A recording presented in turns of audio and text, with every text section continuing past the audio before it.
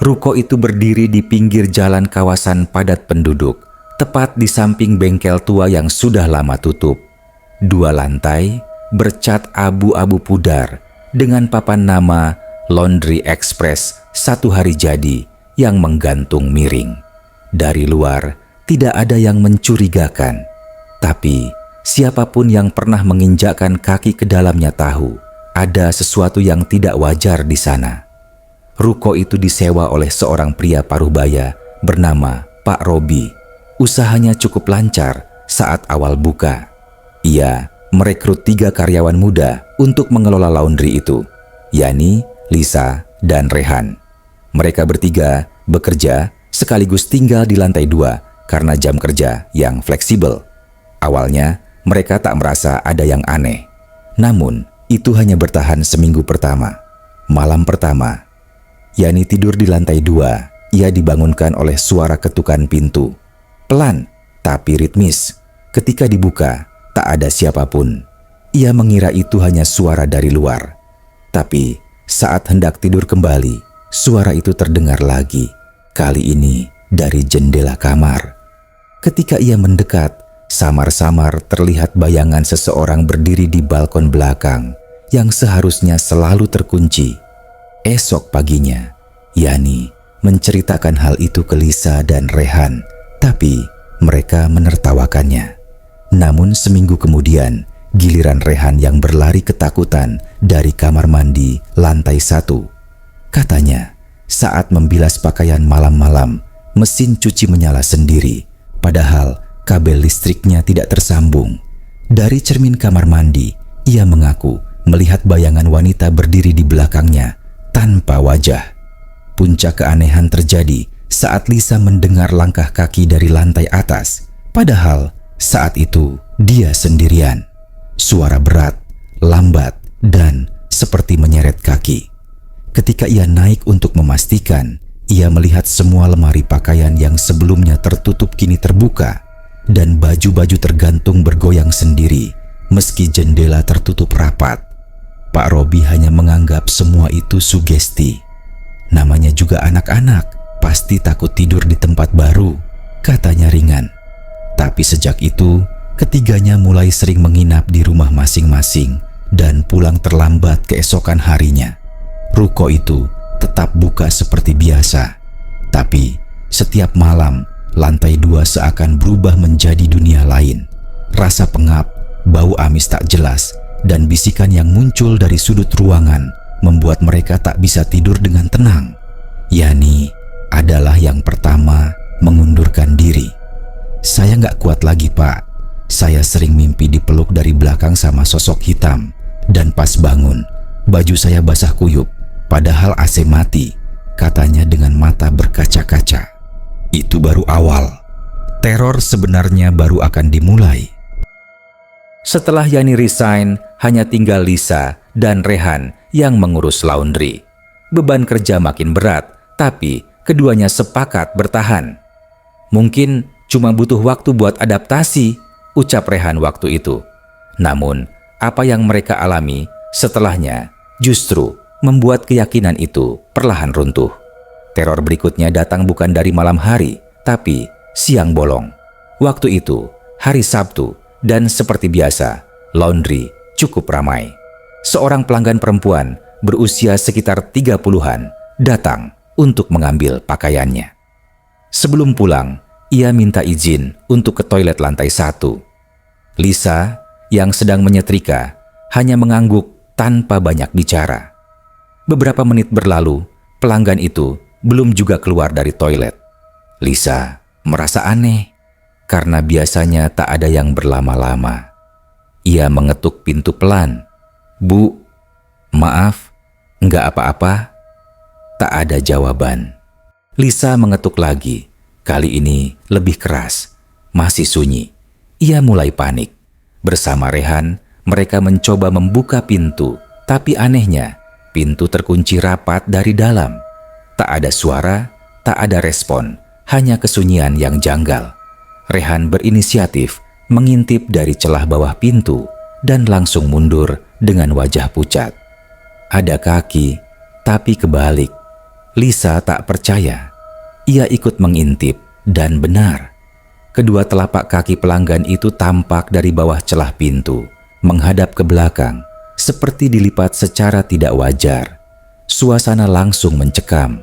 Ruangan terasa dingin. Bau busuk menyengat keluar dari dalam toilet, padahal pagi tadi baru dibersihkan. Rehan mendobrak pintu. Butuh 3 kali dorongan hingga engsel pintu patah. Saat pintu terbuka, pelanggan itu terduduk di pojok ruangan. Wajahnya pucat, bibirnya biru, dan matanya menatap kosong ke atas. Ia menggigil hebat, keringat dingin membasahi tubuhnya. Tapi anehnya, tidak ada luka atau tanda-tanda kekerasan. Ada yang bisik di kuping saya terus, bilang, "Jangan keluar." Bisiknya lirih. Lisa memeluknya, mencoba menenangkan. Mereka langsung menghubungi keluarganya. Sejak hari itu, pelanggan itu tak pernah lagi kembali.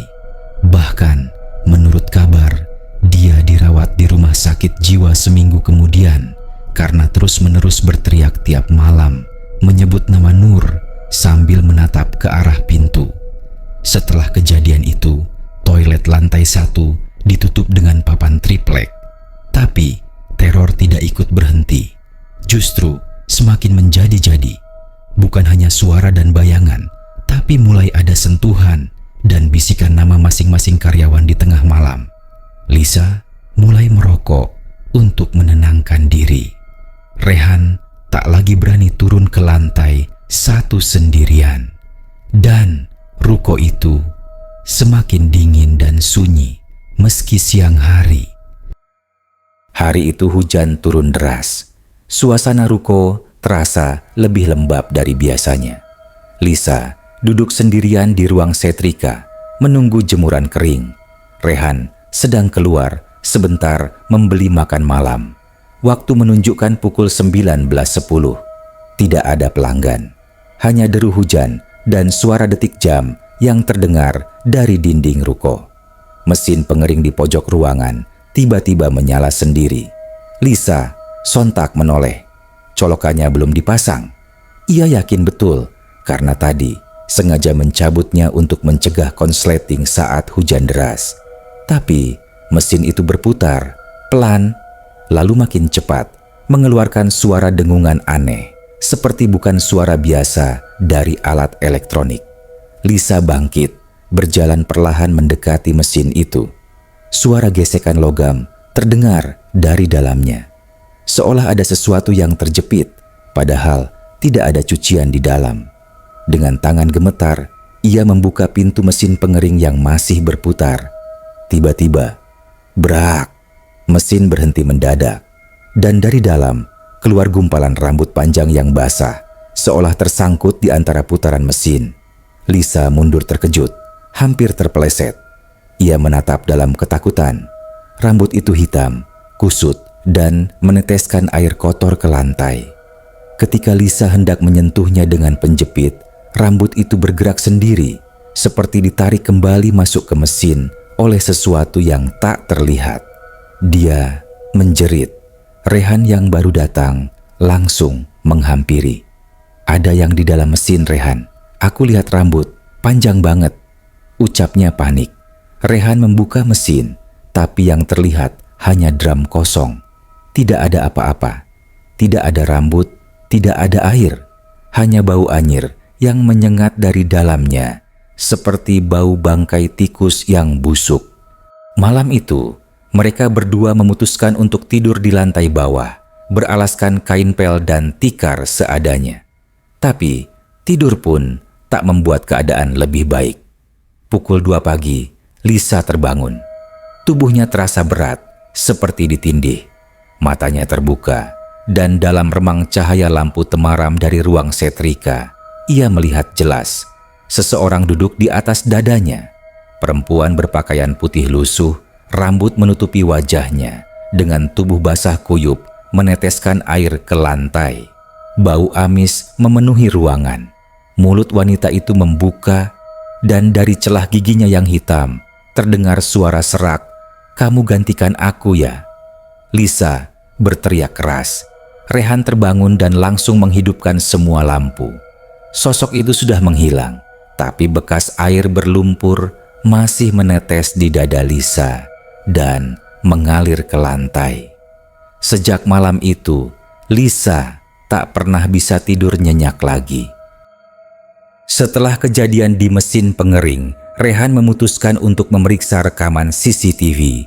Ada 4 kamera, 2 di lantai bawah, 1 di tangga, dan 1 lagi di lantai 2 dekat tempat tidur mereka. Ia belum pernah benar-benar melihat rekaman lama, tapi entah mengapa malam itu ada dorongan kuat untuk membuka arsip seminggu ke belakang. Jam menunjukkan pukul 1.20 pagi ketika Rehan mulai menelusuri rekaman. Ia duduk sendiri di lantai 2, laptop di depannya, suara hujan masih terdengar dari luar jendela. Lisa sudah tertidur, tapi sesekali menggeliat seperti gelisah. Rehan mempercepat tayangan, melewati bagian yang tidak penting. Tapi saat video menunjukkan waktu pukul 12, tepat malam, ketika Lisa mengaku ditindih oleh sosok wanita, jantung Rehan berdegup kencang. Dalam rekaman, lampu ruangan tampak remang seperti biasa. Lisa tidur di sofa lantai bawah, terbungkus selimut tipis. Rehan terlihat di sebelahnya, juga tertidur. Lalu, sosok putih muncul dari arah tangga. Pelan, merayap seperti melayang, rambutnya panjang menjuntai, kepalanya menunduk. Sosok itu berjalan mendekati Lisa. Kamera tidak memiliki audio, tapi Rehan bisa melihat jelas tubuh Lisa mulai menggeliat, berontak. Sosok itu lalu naik dan duduk di atas tubuh Lisa.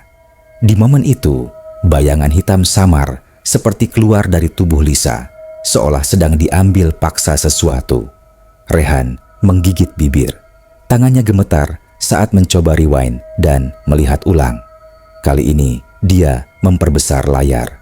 Sosok itu melihat ke kamera. Wajahnya datar, pucat, matanya kosong, tapi dari matanya keluar darah hitam, menetes perlahan. Rehan mematikan video, menutup laptop keras-keras. Tapi belum sempat dia bangkit, ada ketukan dari bawah meja. Pelan, 1, 2, 3 kali.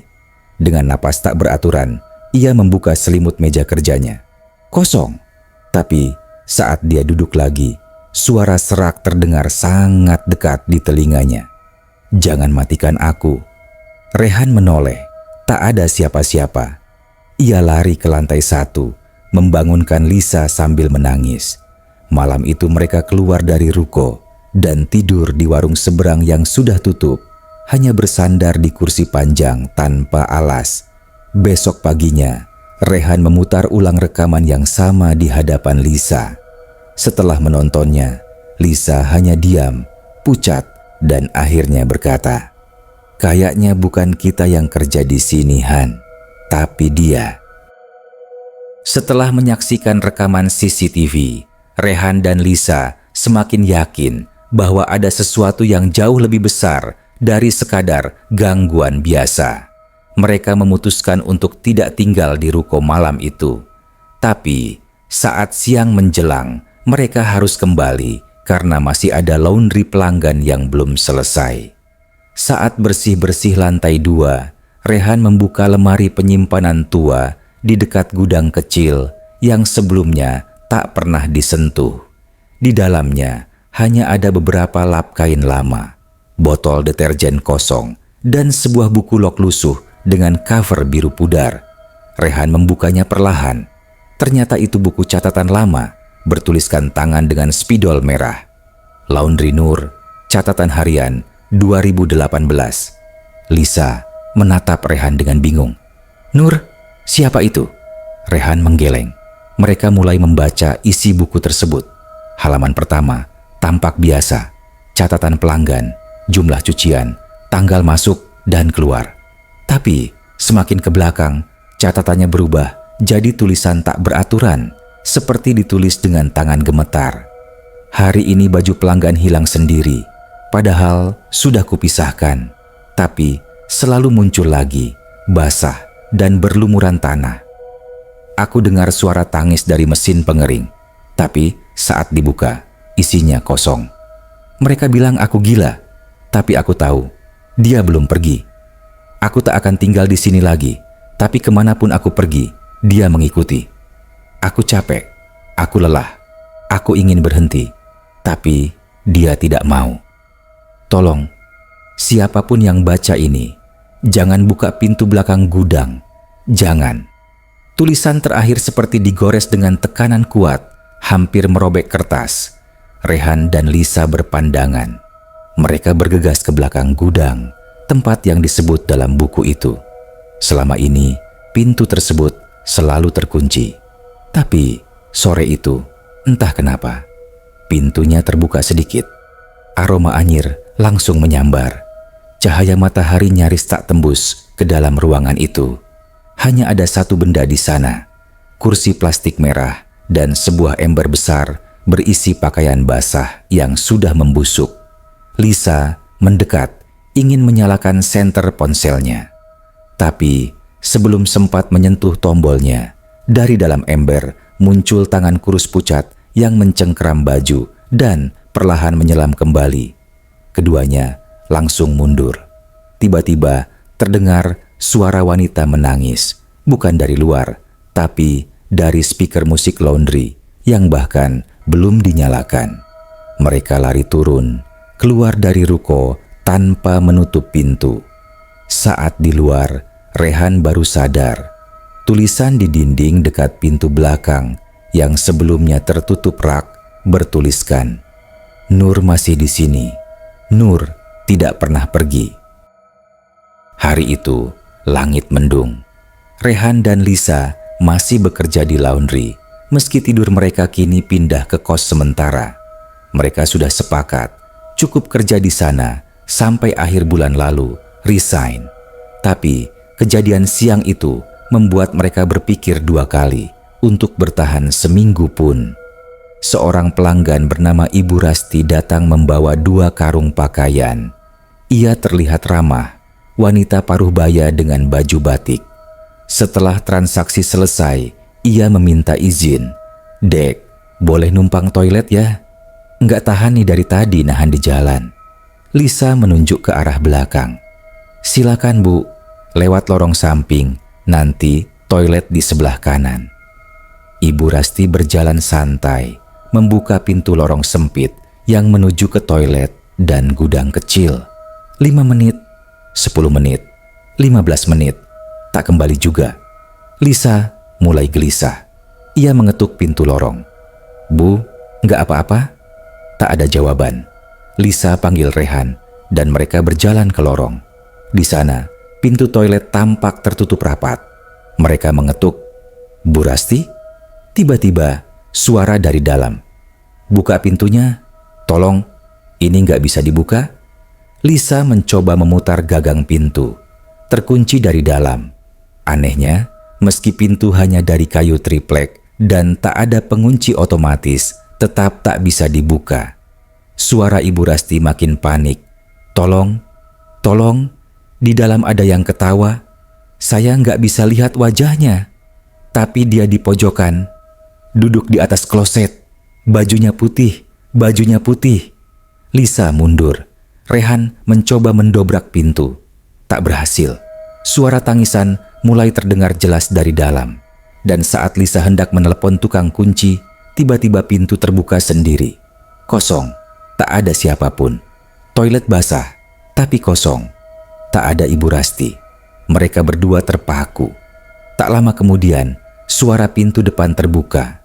Ibu Rasti berdiri di sana. Wajahnya pucat pasi, napasnya tersengal. "Saya keluar dari toilet tadi, tapi pas saya buka, kok malah keluar di depan toko?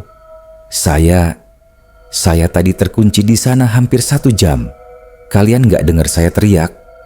Rehan dan Lisa saling memandang. Mereka tahu, waktu di dunia nyata tak sesuai dengan waktu di dalam toilet itu. Tanpa banyak bicara, Ibu Rasti langsung pulang. Tapi seminggu kemudian, kabar datang dari anaknya. Ibu Rasti dirawat di rumah sakit jiwa karena halusinasi wanita berpakaian putih yang terus mengikutinya kemanapun. Sejak kejadian toilet, Rehan dan Lisa benar-benar tidak mau menginap lagi di ruko. Tapi malam itu mereka terpaksa lembur karena pelanggan memaksa laundry kilat untuk pesta. Karena cucian menumpuk dan hujan turun deras, akhirnya mereka memutuskan tidur sebentar di lantai 2 setelah selesai menyetrika pukul 2 dini hari. Baru sejam tertidur, Lisa terbangun. Hidungnya mencium bau yang amat tajam, bau gosong. Tapi bukan seperti kayu terbakar, lebih mirip bau daging terbakar bercampur rambut hangus. Lisa membangunkan Rehan. Mereka mencium bau itu makin kuat saat mendekati sudut ruangan tempat kasur mereka disimpan. Dan di sana, kasur mereka yang biasanya bersih dan kering tampak hangus di bagian tengahnya, membentuk bekas bulat sebesar tubuh manusia.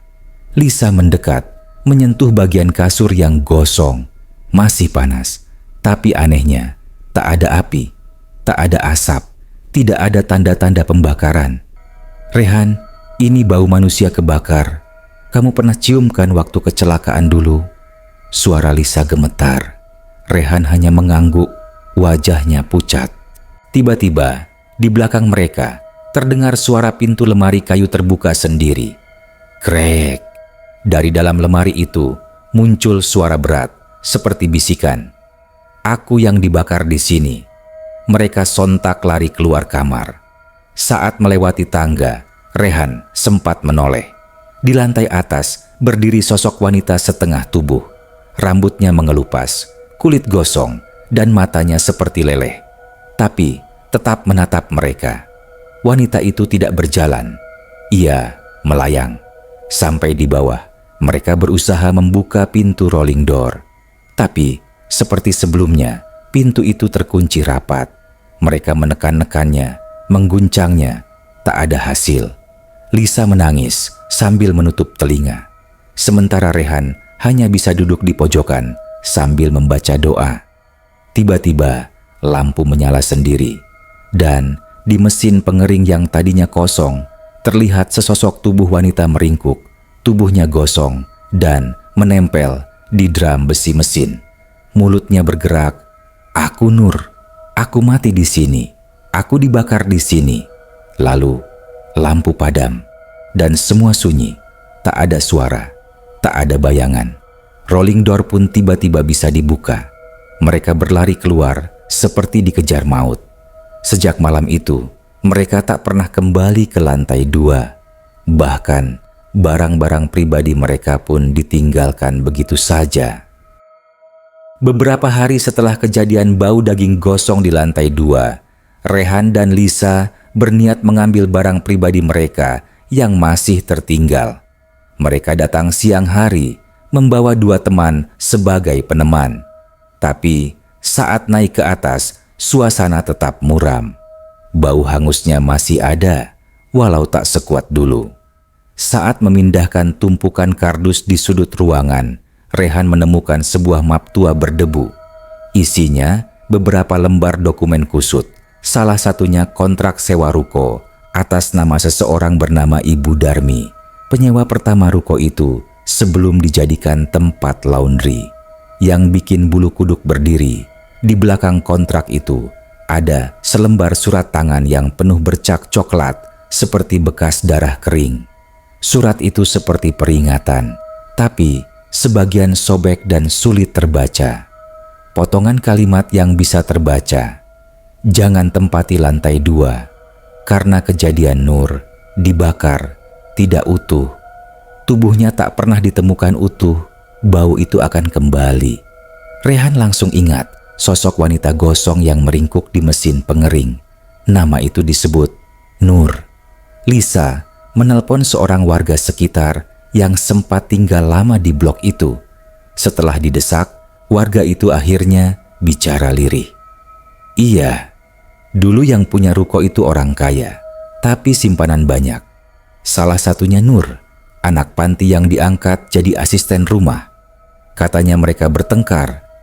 Malam-malam ruko ini kebakaran. Tapi pas padam, Cuman lantai 2 yang hangus. Nur hilang. Nggak ada yang berani bongkar karena pemiliknya pindah mendadak ke luar negeri. Rehan dan Lisa saling menatap. Segala teror mulai masuk akal.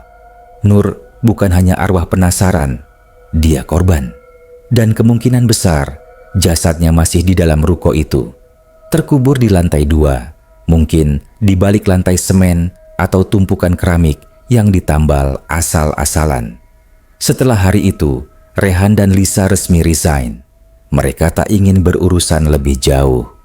Tapi mereka meninggalkan map berisi kontrak itu di atas meja ruko, berharap siapapun yang datang setelah mereka bisa tahu, dan berpikir 2 kali sebelum membuka laundry di sana lagi.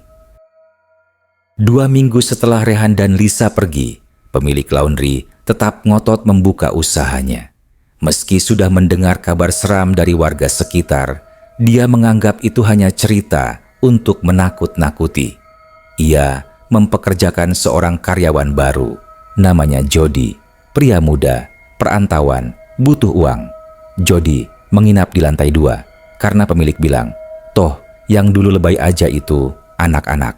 Jody tertawa saat mendengarnya, tak pernah percaya hantu. Hari pertama, semuanya berjalan normal. Tapi malam harinya, Jody mengirim pesan ke temannya. "Bro, kamar mandinya aneh, tadi ada suara cewek nangis di kloset." Keesokan pagi, dia masih masuk kerja. Tapi wajahnya mulai pucat. Ia bilang semalam tidak bisa tidur. Mendengar langkah mondar-mandir di atap dan suara bisikan di telinga saat mau tidur. "Aku juga dulu tidur di sini." Hari kedua malamnya, ia tidak membalas chat siapapun. Paginya, ruko tidak buka. Pemilik curiga, datang ke lokasi, memanggil-manggil. Tidak ada jawaban. Saat rolling door dibuka paksa, bau amis campur gosong langsung menyembur. Pemilik menyusuri lantai 1. Kosong. Naik ke lantai 2. Kosong juga. Tapi kamar mandi tertutup rapat. Dikunci dari dalam. Digedor berkali-kali. Tidak ada respon. Dipanggil-panggil, hanya gema suara. Akhirnya dipanggil tukang kunci. Begitu pintu dibuka, semua menjerit. Jody ditemukan duduk bersandar di dinding. Tubuhnya hangus, seperti terbakar dari dalam.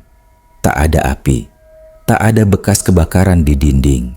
Tapi kulitnya mengelupas, matanya meleleh, dan bibirnya setengah terbuka, seperti mau teriak, tapi tidak sempat. Di sebelahnya, tertulis dengan arang hitam di dinding kamar mandi, "Aku sudah bilang, jangan ada yang tidur di sini." Polisi datang, tapi hasil visum tidak masuk akal. Kematian karena suhu tubuh meningkat ekstrem, seperti dipanggang dari dalam. Tidak ditemukan zat kimia, tidak ada tanda pembunuhan. Tapi tubuh korban seperti melepuh seluruhnya. Hari itu juga, pemilik menutup ruko. Tidak sempat ambil mesin, tidak sempat ambil uang. Semua dibiarkan. Rolling door ditutup permanen. Plang disewakan yang dulu tergantung, dicabut selamanya. Beberapa bulan setelah pemilik menutup ruko laundry tersebut, bangunan itu kosong. Hanya sisa-sisa peralatan dan kerusakan yang tertinggal. Namun, kabar tentang teror di sana masih beredar, dan cerita tentang arwah Nur yang tak tenang semakin menyebar di kalangan warga. Suatu hari, seorang pelanggan yang tidak tahu apa-apa datang. Andi, seorang pemuda yang baru pindah ke daerah itu, mendengar tentang laundry yang katanya murah dan praktis. Setelah mengantarkan cucian ke lantai 1, Andi disuruh menggunakan toilet di lantai 2 sambil menunggu. Ia naik ke lantai 2, melangkah masuk ke toilet yang sudah terbuka. Toilet itu tampak biasa saja, namun ada keheningan yang aneh. Tidak ada suara air mengalir atau langkah kaki lain. Saat Andi menutup pintu dan mengunci, ia merasa seolah-olah ruangan itu mulai terasa semakin sempit. Tiba-tiba, suara ketukan keras terdengar dari luar pintu, disertai dengan bisikan halus yang membuat kulitnya merinding. "Kamu tidak bisa keluar dari sini." Andi berusaha membuka pintu, namun pintu itu tidak bisa dibuka. Tangan Andi menggigil saat ia menyadari kunci tidak berfungsi. Semakin keras ia menarik, semakin pintu itu terkunci rapat, seolah ada kekuatan besar yang menahannya. Lalu, di balik cermin, Andi melihat sesuatu yang aneh. Bayangan wanita dengan tubuh gosong berdiri di belakangnya. Wajahnya terdistorsi, hanya matanya yang terlihat jelas, berwarna hitam pekat seperti lubang tanpa dasar. Suara bisikan itu semakin keras, kini menjadi teriakan penuh amarah. "Kenapa kalian tidak mau pergi?" Andi berteriak, memukul-mukul pintu, tetapi suaranya hilang. Ketika ia menoleh ke cermin lagi, bayangan itu semakin dekat. Wanita itu menyentuh kaca dengan tangannya yang hangus, dan Andi merasa seakan-akan udara di ruangan itu semakin panas. Akhirnya, setelah hampir setengah jam, dengan tangan penuh keringat, Andi berhasil keluar dari toilet. Namun, pintu yang ia buka tidak lagi tampak biasa. Seluruh ruangan itu berubah, terlihat lebih suram, dan seperti ada asap tipis yang muncul dari bawah pintu, meski tidak ada api. Dengan langkah tergesa, Andi berlari ke bawah, tetapi ketika ia menoleh, ia melihat lampu di lantai 2 menyala sendiri, dan pintu toilet yang baru ia masuki kini tertutup rapat dengan sendirinya. Wajah wanita gosong itu masih tampak mengintip melalui celah kecil di pintu. Andi keluar dan berlari tanpa melihat ke belakang lagi. Saat ia sampai di luar, suasana sekitar terasa seperti kosong, seolah ruko itu menelan semua suara. Beberapa minggu setelah kejadian itu, bangunan laundry itu akhirnya dibiarkan kosong. Pemiliknya tidak pernah muncul lagi, dan tidak ada yang berani mencoba membuka ruko itu kembali. Di sekitar itu, hanya ada cerita tentang Nur, arwah yang tidak tenang dan menunggu keadilan yang tidak pernah datang.